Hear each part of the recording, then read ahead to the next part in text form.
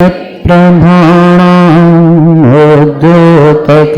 दलितपापतमोवितानं सम्यक् प्रणम्य जनपादोऽहं युगादा वालम्बनं भवजले पतिताञ्जनानां।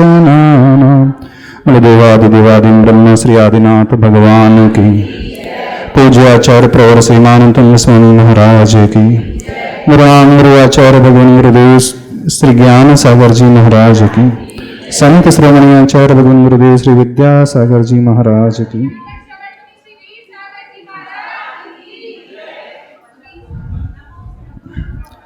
श्लोक नंबर 11, इसका उच्चारण करना खुद। हाँ। दृष्ट्वा भवन्तमनिमेषविलोकनीयं नान्यत्र तोषमुपयाति जनस्य चक्षुः।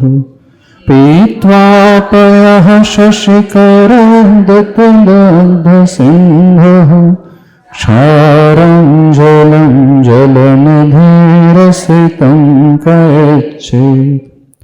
इसी की व्याख्या चल रही थी। दृष्ट्वा भवन्तम अनिमेष विलोकनीय। दृष्ट्वा देख करके, भवन्तम आपको, अनिमेष अपलक एकटक, विलोकनीयम।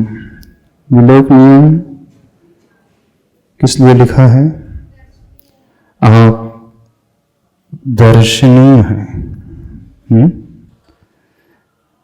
आप इस योग्यता को रखते हैं कि आपको दुनिया वाले देखते ही रहे।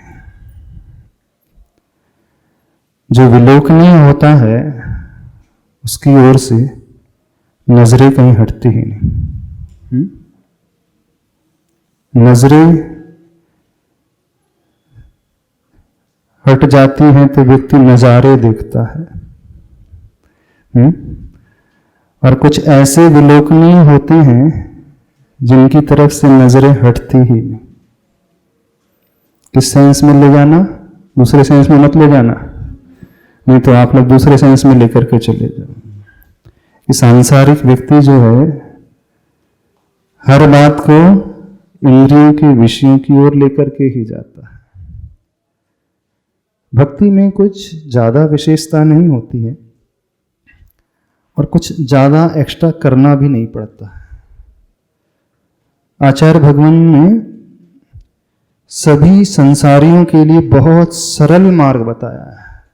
इससे सरल रास्ता कुछ हो ही नहीं सकता, क्योंकि जो गृहस्थ होते हैं वो ध्यान कर नहीं सकते, सामायिक आदि कर नहीं सकते, विशेष तप आदि कर नहीं सकते।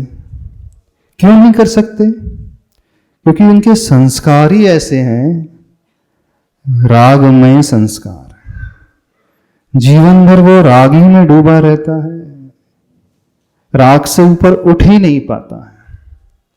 तो एक सर्वोत्कृष्ट मार्ग होता है राग को पूर्णतया छोड़ दिया जाए, साधक बना जाए, समस्त राग को तिलांजलि देकर के आत्मा की ओर राग भाव लाया जाए।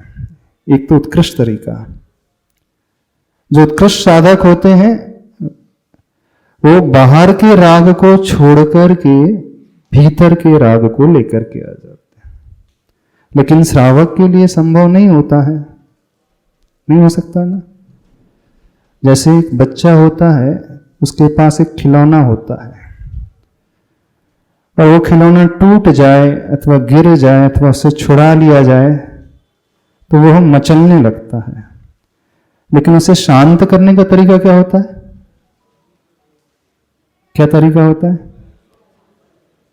शांत करने का तरीका क्या होता है? तुरंत उसे दूसरा कुछ दे दिया जाए तो वो शांत हो जाता है। हो जाता है ना। अब आप लोग जो पकड़े हैं उसे यदि छुड़ा लिया जाए तो आप लोग रोने लगोगे, रोने लगोगे कि नहीं? तो आचार्य भगवान संसारी व्यक्तियों के उस रोनेपन को छुड़ाने के लिए एक बहुत अच्छा रास्ता, बहुत सरल रास्ता सुझा रहे हैं। उस खिलौने को छोड़ करके उससे भी कुछ सुंदर को पकड़ लो, उस लड्डू को छोड़ करके भी उससे भी अच्छी मिठाई पकड़ लें तो वह प्रसन्न हो जाता है कि नहीं? अब यहां उसका राग छूट नहीं रहा। पहले खिलौने को छोड़ करके उसने सुंदर सा नया खिलौना पकड़ा, अपने राग को उसने डाइवर्ट कर दिया। तो चूंकि गृहस्थ राग छोड़ नहीं सकता है, इस कारण आचार्य भगवान कह रहे हैं कि उससे भी सुंदर कुछ अपना लो अपने जीवन में। ऐसा सुंदर जो हाथ में आ जाए तो कभी छोड़ने की इच्छा ही ना। जबरदस्ती त्याग कराया जाएगा तो दुख होगा, और जब व्यक्ति की रुचि उस सुंदर खिलौने में अथवा सुंदर मिठाई में हो जाएगी तो वह स्वतः ही पुरानी मिठाई को छोड़ देगा। नहीं छोड़ देता? बूंदी का लड्डू है, अब उससे भी अच्छी मिठाई दे दो उसके हाथ में, अब उस लड्डू को छोड़ करके उस नई मिठाई को लेकर के बड़ा प्रसन्न होता है। प्रसन्न होता नहीं बालक? अब यहां पर मां ने उसके मिठाई को छुड़वाया नहीं है, क्या दे दिया है? एक अच्छी से अच्छी और सुंदर से सुंदर मिठाई दे दी। तो आचार्य भगवान सबके लिए यही रास्ता बता रहे हैं, उस राग को छोड़ करके इस राग को अपने भीतर पैदा करो।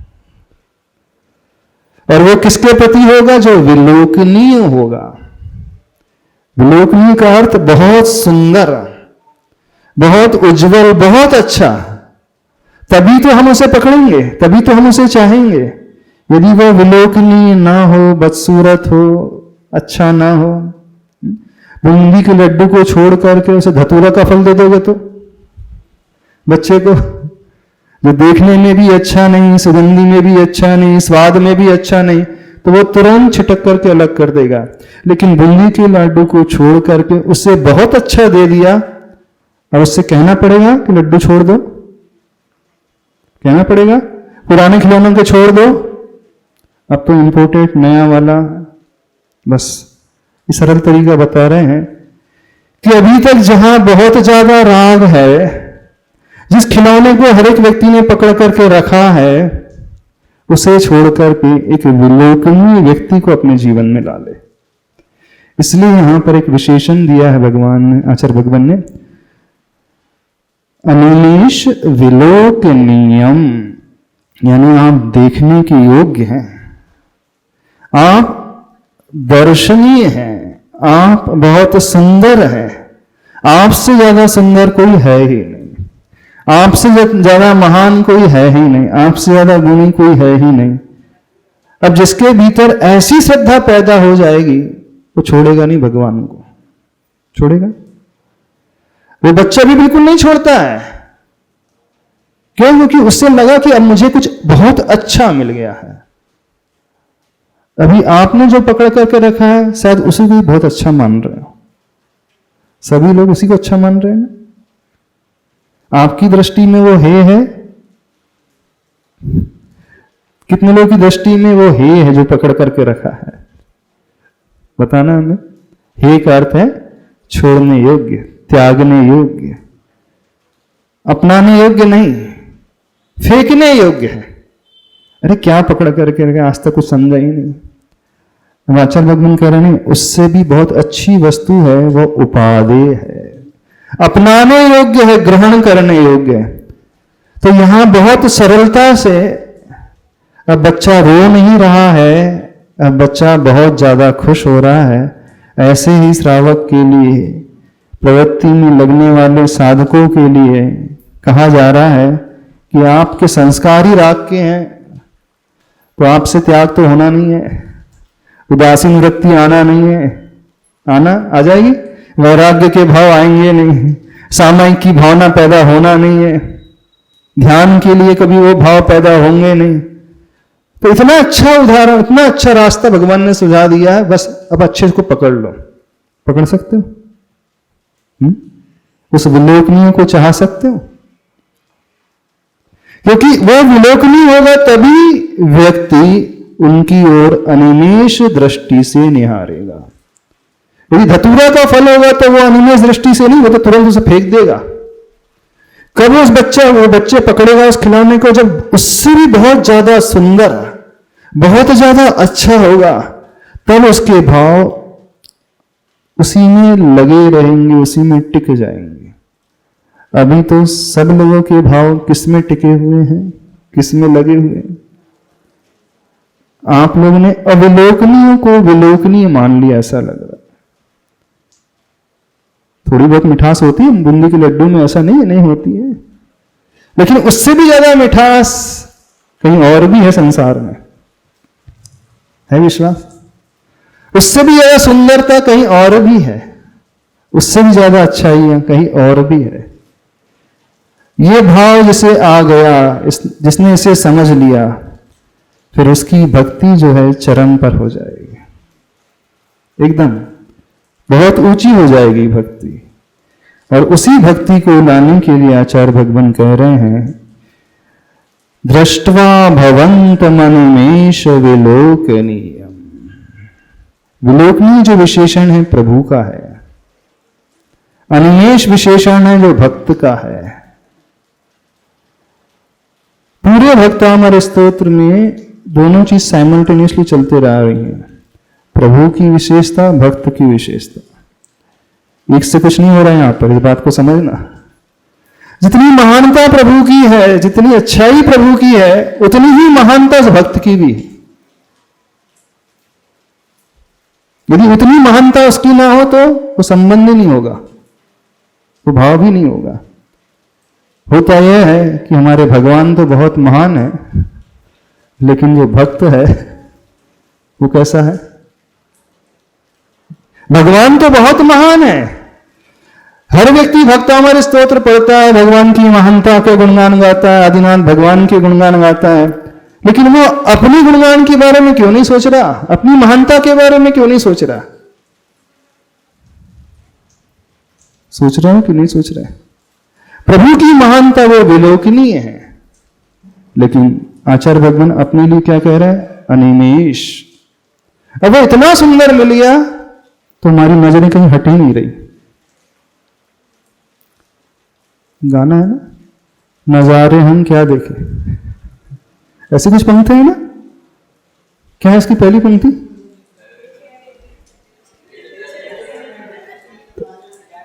नजरें नहीं हटती तो नजारे हम क्या देखें। क्यों नहीं हट रही? वो संसार की वो है, वहां पे उसमें जो है संसार का भाव है, उसमें इंद्रियों के विषयों का भाव है। यही भाव इसमें भी, और क्या लिखा है? ये संस्कृत में लिखा है, बात तो वही है। वहां पे किसी कवि ने, किसी लेखक ने वो शब्द दे दिए, यहां पे आचार्य भगवान ने उन्हीं शब्द को संस्कृत में लिख दिया। बस बदलाहट है तो पात्र की है। सांसारिक लोग जिस नजरे को लेकर के, जिस नजारे को देखते हैं अथवा जिस ओर की ओर देखते हैं, वहां पतन की ओर हो जाता है। लेकिन यहां जिसे देखा जा रहा है, यहां पर उत्थान की ओर यात्रा है। क्रिया दोनों में एक ही हो रही है, समझना। एक उसी क्रिया के माध्यम से वो नीचे की ओर जा रहा है, नरकों की ओर जा रहा है, भटक रहा है, और एक इसी क्रिया के माध्यम से ऊपर की ओर, स्वर्गों की ओर, परंपरा से मोक्ष की ओर जा रहा है। क्रिया में कोई अंतर है? बताना है। वहां भी वह देख रहा है किसी को, यहां भी वो देख रहा है किसी को। वहां भी अनिमेषी दृष्टि होती है ना। हम अजीब व्याख्या तो नहीं कर रहे आज क्योंकि बहुत इजीली समझ में आ जाएगा।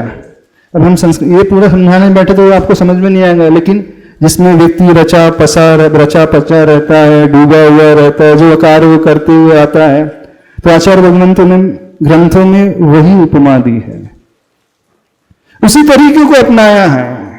कहा जाता है जो जिस भाषा में समझता है उसे उसी भाषा में समझाना चाहिए। तो रागी राग की भाषा ही समझता है। यदि हम आपसे वीतरागता की बात करने लगे, वीतरागी की भाषा की बात करने लगे, एकदम निराग होने की बात करने लगे, अपने में कुछ नहीं चाहना, किसी को नहीं चाहना, तो आप बोलेंगे ये तो बड़ा कठिन है, ऐसा संभव नहीं हो पाएगा महाराज जी। देखो हमारे संस्कार ऐसे हैं, अब आप हमसे हमारा बूंदी का लड्डू भी छुड़ा रहे हो और आप कह रहे हैं कोई भी मत पकड़ो, हाथ पे हाथ रख के बैठ जाओ, तो कैसे संभव होगा? आप तो कोई अच्छी वस्तु दो पहले, कोई अच्छी मिठाई दे पहले, फिर हम इसको छोड़ेंगे। छुड़वाना भी नहीं पड़ेगा, बालक तुरंत छोड़ देता है। जैसे ही उसे नया कुछ अच्छा सा मिलता है तुरंत छोड़ देता है, उसके हाथ से अपने आप छूट जाता है, छोड़ता भी नहीं है वो अपने हाथ से वो ऐसे दूर हो जाता है, और ऐसा दूर होता है कि उसे वो देखता भी नहीं। वो तो नया खिलौना मिल जाता है तो उसमें इतना लीन हो जाता है, इतना तन्मय हो जाता है कि वो भूल जाता है कि मेरे पास पुराना भी कुछ था। ऐसे ही होता है ना, बच्चों को तो ऐसे ही पालते हो ना आप लोग? नहीं पालते? माइक नहीं है? हाँ, नमस्ते महाराज जी। पुराना खिलौना टूटना चाहिए ना महाराज जी, वो तो टूट ही नहीं रहा। अरे जरूरी थोड़ी पुराने खिलौनों को छोड़ने के लिए टूटे तभी छोड़ा जाता है। नया अच्छा मिल जाए तो अपने आप छूट जाता है, नया अच्छा मिले तो अपने आप छूट जाता है, जरूरी थोड़ी है। आप जब पुराने ड्रेसेस हो जाती है फटने के बाद अलग करते हो क्या? साड़ियां जब फट जाती हैं तब अलग करते हो क्या? कि बताना हमें डॉक्टर साहब? हाँ, जब टूट जाते हैं, फट जाते हैं एकदम ऐसे, तब अलग नहीं। जैसे ही नया अच्छा मिला पुराना अलग होता है कि नहीं? बिल्कुल ऐसा ही है। तो पुराना अलग क्यों नहीं हो रहा है? अभी आपकी दृष्टि में बूंदी का लड्डू ही अच्छा लग रहा है। आपकी दृष्टि में बूंदी का लड्डू ही अच्छा लग रहा है, वो संसार का राग ही अच्छा लग रहा है। अभी तक जिसे देखा वही पसंद आ रहा है, उससे अच्छा कोई और नजर नहीं आ रहा। तो आचार्य भगवान कह रहे हैं उस विलोकनीय को एक बार अनिमेष भाव से देखे। और प्रभु एकदम विलोकनीय है, देखने योग्य है, बिल्कुल उन जैसा सुंदर कोई नहीं है। यहीं पे तो गुरु की महत्ता समझ में आती है ना, वो बताएंगे ना विलोकनीय है तब तो। अच्छा, नया खिलौना तो व्यक्ति ऐसी समझ लेता है बालक कि अच्छा बहुत अच्छा लग रहा है। तो इंद्रियों का विषय है ना महाराज जी। किसका विषय है? इंद्रियों का विषय है तो समझ ही लेता है। तो इंद्रियों का विषय, इस कारण तो ये उदाहरण यहाँ पर आचार्य भगवान दे रहे हैं श्रावक के लिए, गृहस्थ के लिए। बोले देखो हमें ज्यादा बातें नहीं करना, तपस्या की, हमें वीतरागता की ज्यादा बातें नहीं करना है। वो ये नहीं कह रहा है कि आप पर्वत के शिखर पर धूप में खड़े होकर के ध्यान करने लगो, संभव नहीं, कर नहीं पाओगे। बोले आपका लिए सस्ता उपाय क्या है, सरल उपाय क्या है? पुराना लड्डू अलग करो, नया दो। बिल्कुल अलग भी नहीं करो, नया दे दो। हाँ, यदि आप उसे मानो उस रूप में, तब संभव होगा आप पुराना छोड़ पाओगे अथवा छूटेगा। लेकिन सबका लगाव पुराने से इतना गहरा है, इतना गहरा है, वो नए को तो कुछ समझ ही नहीं रहा, भगवान को तो कुछ समझते ही। नया लड्डू तो वही है ना, एक कथा आती प्रतिमान युग में पुष्पडाल मुनि महाराज की। उसकी एक ही पत्नी थी, वो भी काणी थी, काणी पत्नी है। मुनि बन गए, वो दीक्षा ले ली, फिर भी दृष्टि में वही बसी रही। पढ़ी मैंने सबने कथा, काणी स्त्री ही बसी रही। वो वारिशेन मुनि महाराज 12 वर्ष तक झेलते रहे उसे, 12 वर्ष लग गए उन्हें समझाने में। फिर एक दिन 12 वर्ष के पश्चात वही अपने महल में जाते हैं, मां के पास जाते हैं और क्या आज्ञा करते हैं? सारी 32 रानियों को 16 श्रृंगार सहित उपस्थित किया जाए। 16 श्रृंगार सहित पुष्पडाल मुनिराज को साथ लेकर के जाते हैं। मां देख करके घबरा जाती है, ये क्या हुआ, मेरा बेटा फिर से रागी तो कहीं नहीं हो गया, इसके रागरत तो नहीं हो गए? जो वन में तपस्या करने वाला, वन में रहने वाला, अचानक महल की ओर क्यों आ गया? तो परीक्षा करने के लिए क्या किया उसने? एक सोने का आसन रख दिया और एक लकड़ी का आसन पर। वारिशेन मुनिराज लकड़ी के आसन पर बैठ जाते हैं और पुष्पडाल सोने के आसन में। तो मां अस्वस्थ हो जाती, नहीं मेरा पुत्र जो है अभी भी वैराग्य के भाव से भरा हुआ। फिर क्या होता है? पूरी 32 रानियां एक साथ उपस्थित हो जाती हैं 16 श्रृंगार से सहित। वो कहते हैं कहां कहानी के चक्कर में पड़ा तुम? हाँ? कहां पुनः पुनः उसी को याद किए जा रहे हो? देखो इतनी सुंदर रानियां, जिस तुम्हारा मन जिस पर आ जाए उसको चुन लो।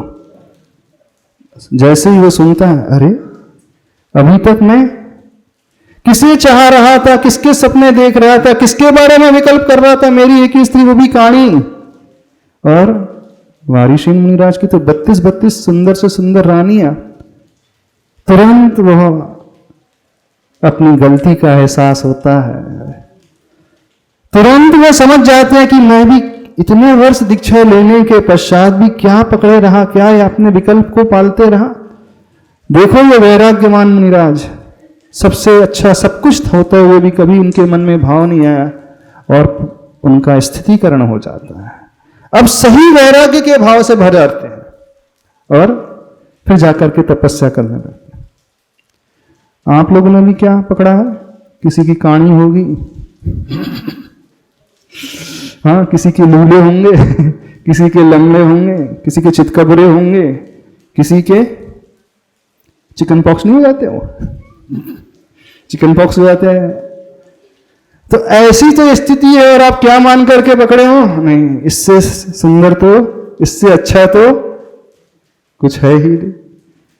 तो उन पुष्पडाल मुनि महाराज को वो ज्ञात हो जाता है, वो भाव प्रकट हो जाते हैं। वारिशेन मुनि महाराज, देखो उन वारिशेन मुनि राज के भीतर तो क्या था? वैराग्य था कि राग था? राग था, आत्मा से राग था, भगवान से राग था। इस कारण अपनी 32 रानियां उन्हें याद नहीं आई। राग तो यहां भी ऐसा नहीं है, राग नहीं होता, उन्हें भी राग था, बिल्कुल मान कर ना, बस उन्होंने राग के पात्र को बदल लिया था। उन्होंने प्रभु को अथवा अपनी आत्मा को राग के पात्र के स्थान में रख लिया था। पुष्पडाल मुनि अभी भी उन्हीं पर उलझे हुए थे, लेकिन इस घटनाक्रम के बाद वो पूर्ण रूप से समझ जाते हैं, नहीं, कहां मैं पड़ा हूं, किसे मैं चाह रहा हूं, कहानी के चक्कर में पड़ा हूं। तो आप लोग किसके चक्कर में पड़े हो? बता दो थोड़ा सा हमें। डॉक्टर साहब, महारानी, क्या है? संसार का राग देखो तो सही कैसा है। नहीं छुड़वाएंगे, घबराओ नहीं, किसी को नहीं त्याग करवाएंगे, किसी से कोई त्याग नहीं कराएंगे, भले कहानी हो, लूला हो, लंगड़ा हो, कैसा भी हो, काला हो, कलूटा हो, कुछ नहीं भी जानता हो, कुछ नहीं भी करता हो, पर आपको जो राजकुमार जैसा अथवा राजकुमारी जैसी प्रतीत हो रही है, आचार्य भगवान ये कोशिश कर रहे हैं, उससे भी कुछ सुंदर है संसार में, उससे भी कुछ अच्छा है संसार में। उस पात्र को बदलो तो सही, बस उस पात्र को बदल दोगे, यानी उस विलोकनीय व्यक्तित्व को अपने आंखों के सम्मुख ला लोगे, फिर स्वतः ही दृष्टि में वह अनिमेष का भाव आ जाएगा। फिर कहना नहीं पड़ेगा कि अनिमेष दृष्टि से प्रभु को देखो, अभी तो कहना पड़ता है ना, अभी तो कहना पड़ता है अनिमेष दृष्टि से प्रभु को निहारो। लेकिन राग की तीव्रता में कभी कहना नहीं पड़ता, वो तो हो जाता है, आंखें खुली की खुली रह जाती है, बंद ही नहीं होती है, बंद होने में तकलीफ होती है। बदल सकते हैं अपने पात्र को? कितने लोग बदल सकते हैं अपने पात्र को? क्योंकि देखो स्थान तो एक ही है, एक ही बर्थ है, एक ही सीट है, अब उसमें शेयरिंग नहीं चल सकता। थोड़ा सा हिस्सा अपन प्रभु को दे दे, थोड़ा सा हिस्सा अपन किसी और को दे दे, नहीं, थोड़ा 50-50% हमारे आरएसी में चल जाता है ना, एक ही बर्थ में 2 जन शेयर करते हैं, थोड़ा सा अपन भगवान को, थोड़ा सा अपने प्राणनाथ को क्या है? नहीं, वो तो प्रेम गली अति सांकरी तामे दो न समाए, दूसरा कोई आ नहीं सकता, या तो भगवान आएंगे अथवा संसार का कोई और आएगा। अब निर्णय आपको करना है, उसमें आपको किसे रखना है, किसे रखना चाहते हो? सब ऐसे स्वार्थी, सब ऐसे हैं चालाक, बोलेंगे हमारे थोड़ा सा बैलेंस बना करके चलेंगे। कैसे हैं सभी लोग? बड़ी बुद्धि है ना सबकी, बड़ी बुद्धि है सबकी, कुटिल बुद्धि है। बोले महाराज जी थोड़ा सा बैलेंस देखो, हम सबको साथ लेकर के चलने में विश्वास करते हैं, सबका साथ सबका विकास है ना। किस पर विश्वास करते हो? सबका साथ, सबका विकास, सबको। हम किसी को निग्लेक्ट नहीं करना चाहते, क्योंकि हम अहिंसा धर्म के पुजारी हैं। उसको ठेस लग जाएगी तो हिंसा हो जाएगी ना। मानसिक हिंसा पर विश्वास नहीं करते आप लोग, बिल्कुल नहीं करना चाहते ना मानसिक हिंसा। किसी को ठेस पहुंचना चाहते हैं? पहुंचाना चाहते? राजेश जी, ठेस पहुंचाना चाहते हो किसी को? नहीं चाहते ना? क्या चाहते हो? सबको साथ लेकर के चलना है ना? क्या बता, हम क्या कह रहे हैं? नहीं समझ में आ रही बात? हमारी समझ में आ रही, नहीं समझ में आ रही? अनेकांतवाद। अच्छा, अनेकांतवाद। हाँ, क्या बात कही, क्या स्वाध्याय का सदुपयोग है, धन्य है ना। ज्ञान का सदुपयोग धन्य है। हाँ, अनेकांतवाद। हाँ, आज अनेकांतवाद याद आ गया। हाँ, नानम च दुष्प्रयोग, ये सदुपयोग नहीं दुरुपयोग है ज्ञान का। हाँ, ज्ञान का ये दुरुपयोग है। यहाँ पे व्यक्ति सबका साथ, सबका विकास, सबको लेकर, हम बहुत अहिंसा की आराधना करने वाले हैं। हम किसी के दिल को ठेस नहीं पहुंचा सकते हैं, ताकि वो ठेस पहुंचेगी तो बड़ा कष्ट होगा। और हम तो भगवान महावीर के रास्ते को समझ लिए हमने अच्छे से, हम किसी को ठेस नहीं पहुंचाएंगे। ऐसी है ना सबकी? कैसी धारणा? तो थोड़ा सा भगवान, थोड़े से ये, थोड़े से वो, यानी दो भी नहीं है, न जाने कितने कितने बैठे होंगे। एक ही बर्थ में कितने लोग समाहित हो जाते हैं? स्लीपर क्लास में एक ही बर्थ में कितने बैठ जाते हैं? पूरी फैमिली भी आ जाती है। 6 मेंबर भी आ जाते हैं। हाँ, तो आपका बेटा भी है वहीं पे, बेटी भी है, पति भी है, पत्नी भी है, माँ भी है, पिता भी है, दुकान भी है। और थोड़ा सा ऐसा भगवान के लिए भी करके रखा आपने। भगवान आप भी क्या याद रखोगे, आपको भी हमने जगह दे करके रखी है। ऐसा नहीं आपको अलग कर दिया। कैसा करके रखा है? थोड़ा सा हिस्सा भगवान आप भी सोचना किससे पाला पड़ा है, किस रईस से पाला पड़ा है। आपको भी हम अलग नहीं कर रहे हैं, आपके लिए भी हम थोड़ा सा हिस्सा दे रहे हैं ना। तो आप लोग एक सीट में कितने को बैठा रहे हैं? छोटी सिटी में एक स्कूटर में मैं जाने पूरी फैमिली बैठ पूरी फैमिली बैठ जाती है, मियाँ बीवी बच्चे सब बैठ जाते हैं। 6-6 मेंबर एक ही स्कूटर में बैठ रहे हैं। और थोड़ा सा हिस्सा आपने भगवान के सामने खड़ा कर दिया है कि नहीं? क्या करना चाहते हो?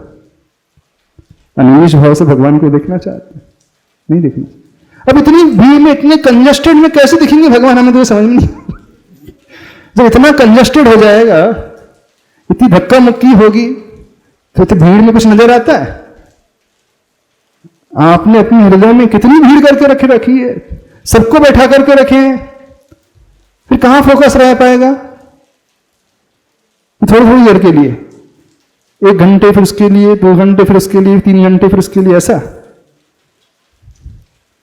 शिफ्ट ड्यूटी होती है। ऐसी चलती है, एक शिफ्ट ड्यूटी होती है। बॉम्बे में लोग ऐसे रहते हैं, छोटे छोटे से मकान रहते हैं, तो वो कैसे शेयरिंग करते हैं? जैसे पॉली क्लिनिक होता है, पॉली क्लिनिक में एक ही सीट होती है। 9 to 10 ENT वाला बैठेगा, 10 to 11 डेंटिस्ट बैठेगा, 11 to 12 कार्डियक बैठेगा, 12 to 1 o'clock मेडिसिन वाला बैठेगा, और 1 to 2 ऑर्थोपेडिक बैठ जाएगा। चेंबर एक ही है और एक ही चेंबर में 6 डॉक्टर आ जाते हैं। ऐसे होता है ना पॉली क्लिनिक में? बिल्कुल है, पॉली क्लिनिक में यही होता है। तो बॉम्बे में ऐसे घर हैं कि एक छोटा सा घर है और स्लीपर स्टाइल में है बचा है। तो सवेरे 6 से 12 तक एक सोता है, फिर वो चले जाता है, फिर 12 से 6 शाम तक दूसरा आता है, फिर शाम को 6 से 12 तीसरा, फिर रात को 12 से 6 चौथा। यानी एक ही बर्थ को 4 लोग शेयर करते हैं। कॉस्टली बहुत है, इनकम है नहीं, एक ही रूम मिला है उनको, तो एक ही बर्थ में 4 लोग इस प्रकार से एडजस्ट होते हैं। तो आप लोग भी एक ही बर्थ में सबको एडजस्ट कर रहे हो? नहीं कर रहे? समझ में आ रही हमारी बात? नहीं समझ में आ रही? क्या समझ में आया? क्या कर रहे? ज्यादा खिंचाई तो नहीं कर दी हमने? नहीं, ज्यादा खिंचाई कर दी तो बता देना। आप बोल देना महाराज जी आप तो सीधी सीधे पढ़ा, भगवान को अच्छे से देखना, इतनी बोल दो बस, पर्याप्त, इससे ज्यादा कुछ मत बोलो। खुली आंखों से भगवान को देखना चाहिए, अनिमेष दृष्टि से भगवान को निहारना चाहिए। इसका सीधा सा अर्थ क्या निकल रहा है? दृष्टवा भवंतम अनिमेष विलोकनीयम। इसका अर्थ क्या निकला? देख, भगवान आपको देख करके कैसा? अनिमेष भाव से, चूंकि आप विलोकनीय है, दर्शनीय है। बस इतना कह दे, हम इतना कह दे, इतना समझा दे। कितना हम समझाए बोलो? कुछ समझ में भी आ रहा नहीं आ रहा? यहां से सुनकर के यहां से छोड़े जा रहे हो सब। जो खिलौना पकड़ करके रखा है उससे भी अच्छा संसार में कुछ है, बहुत अच्छा संसार में कुछ है, बहुत अच्छा। लेकिन आप एक बार देखो तो सही, उस भाव से प्रभु को देखो तो सही, उस भाव से प्रभु को समझो तो सही, क्योंकि वो प्रभु विलोकनीय है, ऐसे वैसे नहीं है, रिजेक्टेड नहीं है हमारे भगवान। विलोकनीय बाहर से भी हैं और भीतर से भी, बिल्कुल बाहर से भी वैसे ही सुंदर और भीतर से भी वैसे ही सुंदर। एक होते हैं विलोकनीय सिर्फ बाहर के, जैसे बगुला होता है, बाहर से तो सुंदर होता है लेकिन भीतर से वो काला होता है। एक होता है कौवा, बाहर से भी काला और भीतर से भी काला। और एक होता है हंस, बाहर से भी सुंदर और भीतर से भी सुंदर। तो भगवान कैसे हैं? हंस की भांति है। आप लोगों ने जिसे पकड़ा है वो कैसे हैं? कौवा की बगुला? बताओ थोड़ा सा। कौवा की बगुला? अच्छा, पुष्पराल जी को क्या दिख रहा था? उनने क्या पकड़ा था? कौवा की बगुला? पुष्पराल ने क्या पकड़ा था? कौवा की बगुला? वो कथा सुनाई ना प्रथमन में, जो कथा आती है, जो पुष्पराल ने जो 12 वर्ष तक अटके रहे थे काणी स्त्री के पीछे, तो बगुला था कि कौवा था? वो कौवा ही था, और क्या था? तो कई लोग तो कौवे को देख करके ऐसे मोहित हो रहे हैं जैसे वो स्वर्ग से उतर करके कोई देव आ गया हो, अथवा स्वर्ग से उतर करके कोई अप्सरा ही आ गई। बिल्कुल ऐसे ही है, नहीं है? उनकी दृष्टि में कहा जाता है ना, ये यत्र निसन्नास्ति स तत्र कुरुते रतिम। जिसका मन जहां लगता है, लग जाए तो उसको वही अच्छा लगता है। लगता है कि नहीं? लगता है ना? मछुआरे को वही गंदी बस्ती में रहने में ही आनंद आता है, उसको वही सबसे अच्छा प्लेस लगता है। उससे अच्छा कुछ संसार में नजर नहीं आता। उससे कहो बढ़िया बगीचे वाले स्थान में वहां पे रहो, उसको नींद नहीं आती है। हाँ, मछुआरे को यदि आप किसी अच्छे से कोठी में डालो जहां गार्डन है, बहुत अच्छा फार्म हाउस है, और यहाँ सो जा, बहुत अच्छी सुगंधी आ रही है, काय का खास स्थान है, अच्छा स्थान है, उसे कहाँ नींद आती है? वही समुद्र के किनारे जहां मछलियों की बदबू आ जाती है। और थोड़ा सा उदाहरण सुधार दे, थोड़ा और सुधार दे, सुधार दे, नहीं सुधारे? एक और उदाहरण बता देते हैं, फिर हमारा फेवरेट आ गया। सुअर को कहां अच्छा लगता है? सुअर को कहां रहना अच्छा लगता है? कहां अच्छा लगता है? नाली में? नाली में अच्छा लगता है ना उसको? उसकी दृष्टि में क्या है वो? सही से बताओ। उसकी दृष्टि में स्वर्ग जैसा है वो नाला। आपको कहां अच्छा लगता है? क्यों डॉक्टर साहब? आपसे मतलब सबके लिए बोल रहे हैं, आपके लिए, आपसे स्पेशली आपके लिए नहीं बोल रहे हैं, सबके लिए बोल रहे हैं आप, इन द सेंस सबके लिए। हाँ, तो आपको कहां अच्छा लगता है? जोर से बोलना थोड़ा सा। वही नाला ही अच्छा लगता है। नाला ही स्वर्ग से सुंदर नहीं है कि नहीं? सबको उसी नाले में, जैसे सुअर को नाले में ही आनंद आता है ना, वो उसमें डुबकी लगाता है, ऐसा लग रहा है कि वो स्विमिंग पूल में डूब करके नहा रहा है। स्विमिंग पूल में डूब करके नहा रहा है, बिल्कुल फर्स्ट क्लास। कौन सा स्विमिंग? जैसे रबड़ी का स्विमिंग पूल। हाँ, और वो जो खाता है जैसे रबड़ी ही खा रहा हो। क्या हो रहा है? थोड़ा एक्सट्रीम में तो नहीं जा रहा है? क्यों? क्या हम कह रहे हैं? बात समझ में आ रही नहीं आ रही? तो कहाँ अच्छा लग रहा है? नाले में उसे आनंद आता है, उसी भोजन में उसे आनंद आता है, उन्हीं के साथ रहने में आनंद आता है। उसको यदि वहां से निकाल करके और कहीं ले जाया जाए तो वो जाना ही पसंद नहीं करेगा, भाग करके ही घुस जाता है। आचार्य मानसिंह स्वामी महाराज जी आप लोगों को कह रहे हैं, भैया जो पकड़ करके रखा है उसे छोड़ करके थोड़ा सा ईश्वर भी निहार लो। बोलिए महाराज जी, हमारा नाला बहुत अच्छा है, हमारा स्वर्ग बहुत अच्छा है। अच्छा है ना आपका स्वर्ग? नहीं है? फिर भी नहीं छूट रहा? छूट रहा है? कुछ नहीं छूट रहा है। इतना आनंद आ रहा है उसमें डूब करके, इतना आनंद आ रहा है जैसे वो नाले में नहीं, मान लो 3 लोग के उस अमृत के कुंड में स्नान कर रहा हो। बिल्कुल उसे ये फील होता है कि मैं अमृत के कुंड में स्नान कर रहा हूं। आपको भी क्या फील होता है? क्या फील होता है? क्या करना है? कुछ समझना है, नहीं समझना है? आपके पास जो भी वो उस सुअर की भांति अथवा कौवे की भांति, और कौवे को आप हंस मान करके देख चल रहे हैं। बिल्कुल सत्य मानना। कुछ लोगों के पास बगुले जैसी चीजें होती हैं, वो उसमें फंस जाता, उलझ जाता है। बोले देखो बहुत सुंदर है, सफेद है, बहुत अच्छा है, लेकिन वो अंदर से तो बगुला काला होता है। लेकिन प्रभु कैसे हैं? विलोकनीय है, बाहर से भी सुंदर और भीतर से भी सुंदर। देखने की बात होना चाहिए। अब वो नजरिया हो तो, क्योंकि किसी को अपना बेटा ही राजकुमार लगता है, भले ही वो काला कलूटा हो, हाथ ना हो, लूला हो, चेहरे पे चीचक के दाग हो, नाक से मल बह रहा हो। माँ क्या कहती है? मेरा बेटा राजा, बेटा राजकुमार। कोई आकर के देख ले, क्या गजब का चुनाव है। अच्छा, राजकुमार ऐसे होते हैं?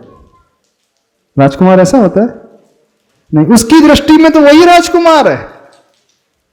आपकी दृष्टि में कौन है? हाँ, क्या है आपकी दृष्टि में? पहचानो जिसे पकड़ करके रखा है, जिसे संभाल करके रखा है, जिसे दिन रात देखते ही रहते हो। नजरें हटती ही नहीं है आपकी। हटती है? नहीं। भले ही दूर चले जाओ तो मोबाइल में वॉलपेपर किसका रहता है? वॉलपेपर में कौन आता है? कौन होता है? मोबाइल तो यूज करते होंगे सभी लोग, सभी लोग यूज करते हैं मोबाइल में। अच्छा, आपके वॉलपेपर में क्या आता है? स्टेटस किसका लगा रहता है? किसका स्टेटस लगा रहता है? अपनी अपनी? अरे नहीं नहीं, अपनी अपनी नहीं। पूछ लो ना किस किस का, देख लेना, सबका चेक कर लेना आज किसके स्टेटस में क्या क्या लगा है, कौन कौन लगा है स्टेटस में, क्या लगा है। सबके स्टेटस में कुछ और अलग ही रहेगा। भगवान शायद किसी के स्टेटस में नहीं होंगे, हैं? भगवान किसी के स्टेटस में नहीं होंगे, उसके वॉलपेपर में नहीं आते होंगे। पता नहीं कौन कौन आ रहा है, पता नहीं क्या क्या मान करके रखा है, किसे मान करके रखा है। उसे ही अनिमेष भाव से देख रहे हो। देख पाओगे भगवान को अनिमेष दृष्टि से? नहीं देख पाओगे। यह तब संभव होगा जब उस भाव को लेकर के आओगे, जैसे उन वारिशेन मुनिराज को दिख रहा था। उनके पास तो 32 थी, सब एक से बढ़कर एक, लेकिन 32 में वे नहीं रीझे, प्रभु में वो रीझ गए, अपनी आत्मा में वो रीझ गए। और पुष्पडाल के पास एक ही थी कहानी, वो 12 वर्ष तक उसी में रीझे रहे। आप किस पर रीझे हो पंडित जी? किस पर रीझे हो? हाँ, बताना किस पर रीझे हो? नहीं, संसार में नहीं। अरे संसार तो सामान्य बात हो गई, विशेष की बात कर रहा है। रीझा तो विशेष पर जाता है, सामान्य में कोई नहीं रीझता। ऐसे ही है ना, विशेष पर ही रीझता है व्यक्ति, सामान्य में कहां होता है। और सामान्य में भक्ति होती ही नहीं है, इस बात को भी समझ के चलना है। भक्ति में भी विशेषता ही होती है, सामान्य में तो फॉर्मेलिटी होती है और कुछ नहीं होता है, औपचारिकता होती है और कुछ नहीं होता है। जैसे संसार में विशेषता आ जाती है, विशेष व्यक्ति आ जाता है, ऐसे ही भक्ति में भी विशेषता आ जाती है, विशेष व्यक्तित्व आ जाता है। बस और कुछ नहीं करना है। हर श्रावक के लिए, हर व्यक्ति के लिए आचार्य भगवान कह रहे हैं उस पात्र को बदल करके रख दो, बस। बाकी आपको कुछ नहीं करना पड़ेगा, सब कुछ होता चला जाएगा। अर्थात उस विशेष के लिए, वो विशेष का स्थान भगवान को दे दो अपने हृदय में। भगवान को दे दो उस विशेष का स्थान हृदय में, क्योंकि हृदय में एक ही सीट है, वहां पे शेयरिंग नहीं चलेगा, आरएसी नहीं चलेगी वहां पर। कोई एक ही रह सकता है, दूसरा नहीं आ सकता। अब निर्णय आपको करना है, आपको किसको रखना है, को स्वयं निर्णय करना होगा कि वो किसे रखना चाहता है। और ये भी पॉसिबल नहीं है कि सवेरे 8 से 9 तक भगवान, फिर उसके बाद रिप्लेस कर दिया सीट, अब दूसरा आ गया। ऐसा नहीं हो सकता, ये बिल्कुल नहीं हो सकता। महाराज यहाँ शाम को भी 1 घंटा रख लेंगे, शाम को 7 से 8 और भगवान रख लेंगे, फिर उसके बाद फिर उसको हटा देंगे, फिर दूसरा आ जाएगा। ये नहीं चल सकता, बिल्कुल नहीं चल सकता। ऐसा संभव नहीं है कि थोड़े से टाइम पीरियड के लिए हम भगवान को ला ले, बाकी के लिए फिर कोई और किसी को ला ले। नहीं, ऐसा नहीं हो सकता। वो आएगा तो फिर परमानेंट आएगा, परमानेंट, वो हट नहीं सकते फिर। तो अभी जिससे परमानेंट के स्थान में रखा है, उसे हटा करके भगवान को रखना, तब समझना भक्ति विशेष पैदा होगी। बहुत ऊंची लेवल की बात तो नहीं कर रहे, प्रैक्टिकल है, पॉसिबल है प्रैक्टिकली कि नहीं है? कई लोग बोलते हैं महाराज जी आप जो बात करते हो प्रैक्टिकली पॉसिबल नहीं रहती है। श्रावक के लिए कहने में तो बहुत अच्छी लगती है, सुनने में तो बहुत अच्छी लगती है, लेकिन रियल लाइफ में हो नहीं सकता ऐसा। श्रावक बने रहते तो नहीं हो पाएगा ना संभव महाराज जी फिर। अरे ये भक्ति श्रावक के लिए लिखी गई है भैया। हाँ, तो बाकी के जो हृदय में रखेगा, तो क्या हम ये नहीं कर रहे कि वो दूसरा कार्य ना करेगा, वो गृहस्थी को भी संभालेगा, ड्यूटी परफॉर्म करेगा, कर्तव्य का पालन करेगा, लेकिन यह सोच करके मेरे हृदय में तो प्रभु है, लेकिन अब करना पड़ रहा है निभाने के लिए। यानी संसार में वो औपचारिकता लेकर के आएगा, भक्ति में औपचारिकता नहीं लाएगा। प्रभु उसके लिए औपचारिक नहीं होंगे, परिवार उसके लिए औपचारिक हो जाएगा। इस बात को समझने की कोशिश करो। हम नहीं करें कि परिवार छोड़ देगा, वो दीक्षित हो जाएगा, वो संसार छोड़ करके वन में बस जाएगा, हम नहीं कह रहे। क्योंकि फंस चुका है, रह चुका है, तो रहेगा वहीं। लेकिन अभी आपकी दृष्टि में भगवान औपचारिक है ना, बस वो बदल जाएंगे कि परिवार औपचारिक हो जाएगा, भगवान प्रमुख हो जाएंगे। परिवार गौण हो जाएगा, भगवान मुख्य हो जाएंगे। अभी परिवार मुख्य है, पति मुख्य है, पत्नी मुख्य है, संसार मुख्य है, व्यापार मुख्य है, अन्य व्यक्ति मुख्य है, प्रभु गौण है। ऐसा नहीं गौण है ही नहीं है, गौण है। लेकिन जब तक गौण मुख्य नहीं होंगे तब तक सफलता नहीं मिलेगी। डूइंग और बीइंग को चेंज करना होगा। हाँ, डूइंग को और हाँ, डूइंग और बीइंग की बात है। तो संसार तो बीइंग की बात होता रहे, चलता रहे, लेकिन भक्ति में डूइंग की बात करना है। ये तब संभव होगा जब वो इस भाव से प्रभु को देखेगा, ऐसा मानेगा यही सब कुछ है, यही बहुत सुंदर है अंतरंग बाहर से। ये मिठाई सबसे उत्कृष्ट मिठाई है, ये खिलौना सबसे उत्कृष्ट। इसका अर्थ ये नहीं कि हम भगवान को खिलौना कह रहे हैं, उदाहरण में कह रहे हैं, नहीं तो आप लोग कोई बोलने लगे महाराज जी भगवान को खिलौना बोलने लगे और ये बोलने लगे। नहीं, एग्जाम्पल दे रहे हैं। जैसे अच्छा खिलौना मिलते ही वो छूट जाता है, दूसरा खिलौना छोड़ना भी नहीं पड़ता, गिर जाता है, दूर हो जाता है। एक बार जब उसके भाव में आए कि ये बहुत अच्छा खिलौना मुझे मिला, बहुत अच्छी मिठाई मिली है, अरे बहुत खा ली वाली मिठाई, बूंदी के लड्डू बहुत खा लिए। आप लोग बोर नहीं होते बूंदी के लड्डू खा खा करके? हाँ, कोई बोर नहीं होता बूंदी के लड्डू खा खा करके? नहीं होता। कहां होता है? हमें तो लगता ही नहीं कोई बोर हो रहा हो। सुबह भी चाहिए, दोपहर भी चाहिए, शाम भी चाहिए, दिन में 3 बार चाहिए। चाहिए कि नहीं? बड़े मीठी के शौकीन है आप लोग, हो ना?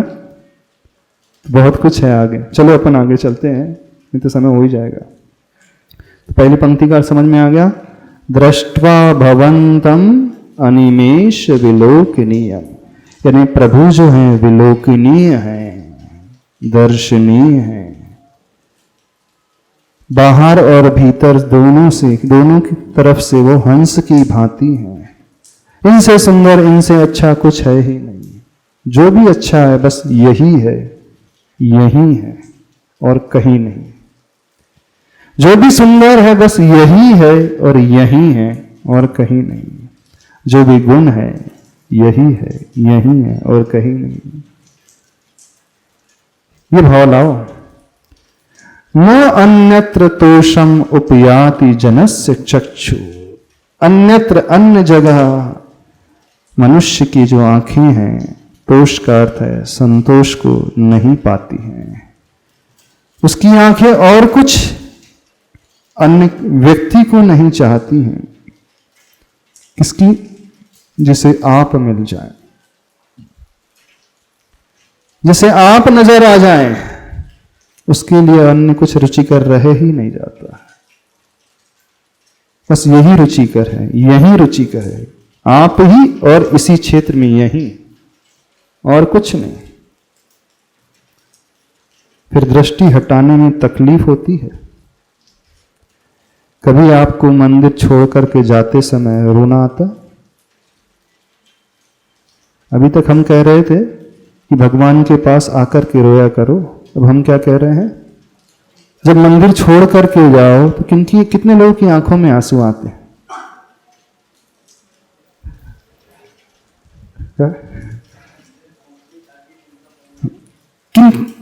किनकी आंखों में आंसू आ रहे हैं? मंदिर छोड़ करके जा रहे हैं, आंसू आते हैं कि खुशी होती है? हाँ, क्या होता है बताना, बात समझ में आ जाएगी, तुरंत समझ में आ जाएगी। जब बेटी की विदा होती है, छोड़ करके जाते हैं, तो आंखों में आंसू आ जाते हैं। क्यों आ जाते हैं? विदा होने के समय क्यों आते हैं आंसू? मां की आंखों में आंसू क्यों आते? विदाई हो रही है, वियोग हो रहा है, वियोग हो रहा है। कितने लोगों की आंखों में आंसू प्रभु के वियोग से आ रहे हैं? किसी की आंखों में नहीं। कौन सा भाव पैदा होता है घर जाते समय? मंदिर से लौटकर घर जाते समय क्या भाव होता है? बढ़िया नाश्ता करना है, फर्स्ट क्लास, सवेरे बोल करके आया था, अच्छा गर्मा गर्म मिलना चाहिए, बारिश हो रही है, और बड़े गर्मा गर्म पराठे मिलना चाहिए, और नमकीन मिलना चाहिए, भजिया भी चाहिए साथ में। हाँ, जैसे पूजा करना शुरू की, देखी कि बारिश हो रही है, क्लास हो रही है, बारिश हो रही है, अब क्या याद आने लगे? क्या भजिया याद आने लगे ना? हाँ, अरे अब जल्दी से घर जाना है और वो मिलेंगे। अच्छा, अब याद आए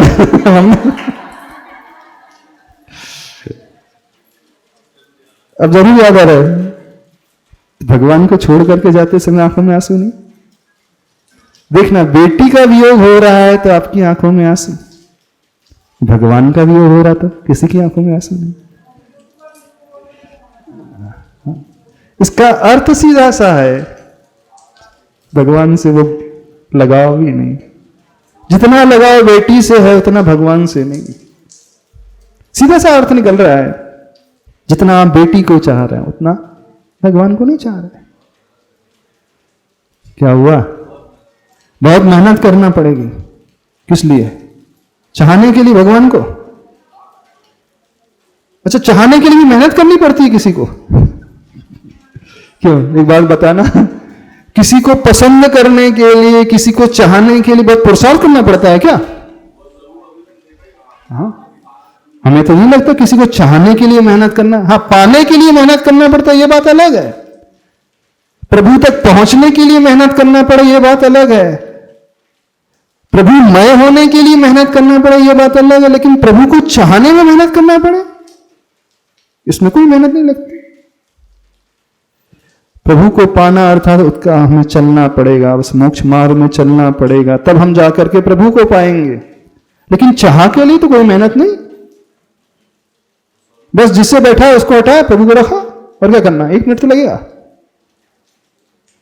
अच्छा, संसार में आप जिसे चाहते हो, जो लोग भी जिसको चाहते हैं, किस किस को चाहते हैं आप लोग? कोई बेटे को, कोई बेटी को, कोई पति को, कोई पत्नी को, कोई फ्रेंड को, कोई गर्लफ्रेंड को, कोई बॉयफ्रेंड को, है ना? तो क्या बहुत पुरुषार्थ किया होगा आपने उस चाह डेवलप करने के लिए? ऐसा हुआ? बहुत बड़ा कार्य किया हो वो? क्यों राजेश जी, बता ना थोड़ा सा, बता थोड़ा सा। चाहने के लिए मेहनत कोई नहीं लगती, पाने के लिए मेहनत लगती, करीब आने के लिए, प्रभु के करीब आने के लिए मेहनत लगेगी। चाहने के लिए क्या मेहनत है? आप जहां बैठे हो, जिस अवस्था में हो, वहां बैठे बैठे चाह हो सकती है। तो संसार के विषयों को लेकर के, अच्छा भजिए की चाह की बात चल रही थी अभी, तो बहुत मेहनत करना पड़ा भजिए की चाह डेवलप करने के लिए। डॉक्टर साहब बता ना, खाने के लिए तो मेहनत करना पड़ेगा, बनाने के लिए तो इनको मेहनत करना पड़ेगा।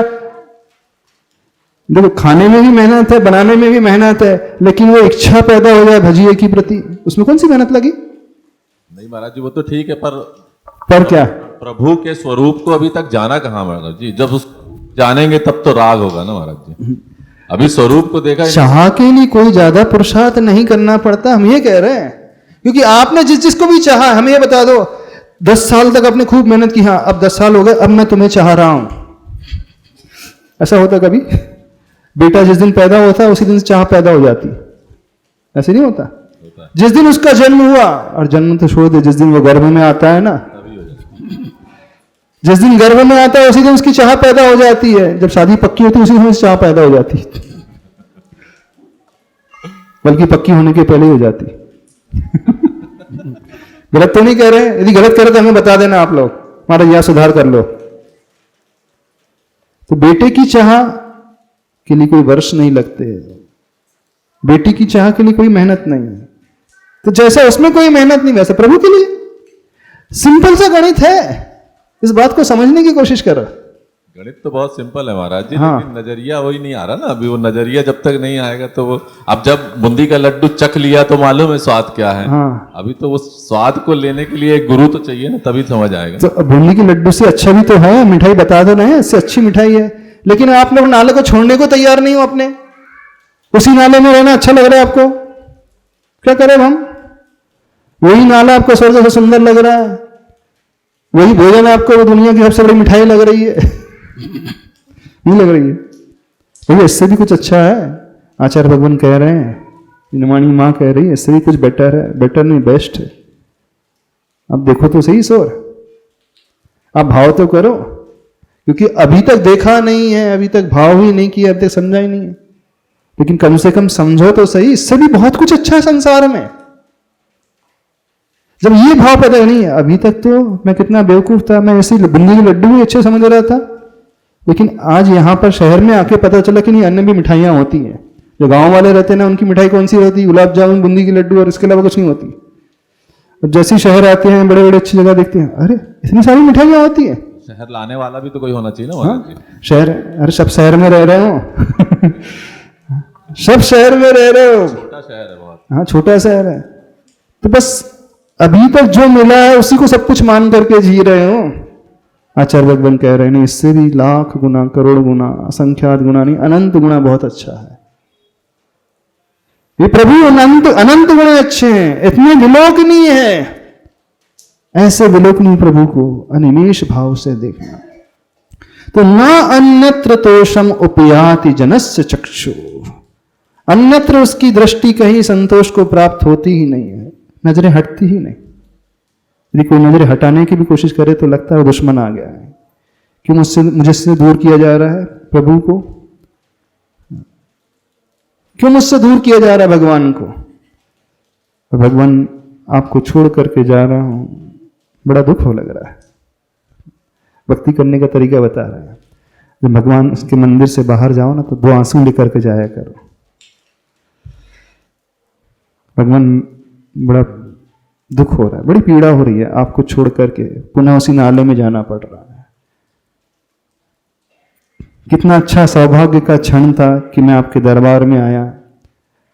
इसीलिए कहा जाता है, अब भाग्य मेरो उदय आयो, दर्श प्रभु जी को लख ले। क्या अर्थ है इसका? जैसे ही प्रभु के निकट आता है तो सराहता है अपने भाग्य को, मेरा भाग्य उदय में आ गया, आपके दर्श मुझे प्राप्त हो रहे हैं। आप बोलते अब भाग्य मेरो उदय आयो घरस प्रभु जी को, यानी घर के दर्शन हो रहे हैं, दरस श्रीमती को लख लो, दरस भजियों को लख लो। तो आप घर जाते समय खुश होते हैं। प्राय सभी लोग घर जाते समय बड़े प्रसन्न होते हैं, कोई दुखी नजर ही नहीं आता। तो भगवान को छोड़ करके जाया करो, थोड़ा सा सोचा करो कैसा पापी हूं, क्योंकि भगवान का दरबार सबसे अच्छा है कि नहीं, घर से अच्छा है कि नहीं। तो अच्छे स्थान को छोड़ करके जाने में दुख होना चाहिए कि नहीं होना चाहिए? हाँ, होना चाहिए कि नहीं होना चाहिए? अरे उसी कारागृह में जा रहा हूँ, उसी नाले में जा रहा हूँ, इतनी अच्छी जगह को छोड़ करके जा रहा हूँ, अब फिर से वो अच्छी जगह कहाँ मिलेगी, अच्छे दर्शन कहाँ मिलेंगे, अच्छे चरण कहाँ मिलेंगे? वही दुनिया की 3-5 है। जो यहाँ आने की होती है वो ज्यादा होती है बसरते कि यहाँ से जाने की, भले दुखी ना हो। हाँ, आने की प्रसन्नता तो होती है। अच्छा, बेटी जब घर में आती तब तो खुशी होती है, लेकिन जब विदाई होती तब दुख नहीं होता। इसका अर्थ ये है, सीधा सा गणित है, सीधा सा गणित है ना आप लोगों का, क्योंकि आपने उस राग को जीत लिया है। भगवान के सिर के राग को मत जीतना। समय हो गया, अभी इतने रखते हैं, बाकी और देख लीजिए। बात समझ में आ गई? क्या समझ में आया? बूंदी के लड्डू को छोड़ देना, अपने नाले को छोड़ देना, हाँ, अपने कौवे को हंसा मत मान लेना, पुष्पडाल को याद रख लेना, कल्याण हो जाएगा। जावाणी के ज्ञान